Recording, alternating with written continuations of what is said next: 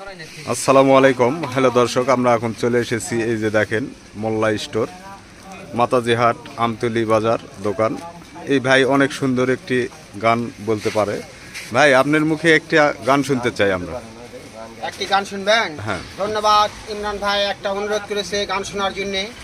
আমি একটা গান বলবো, আপনারা সবাই শুনবেন।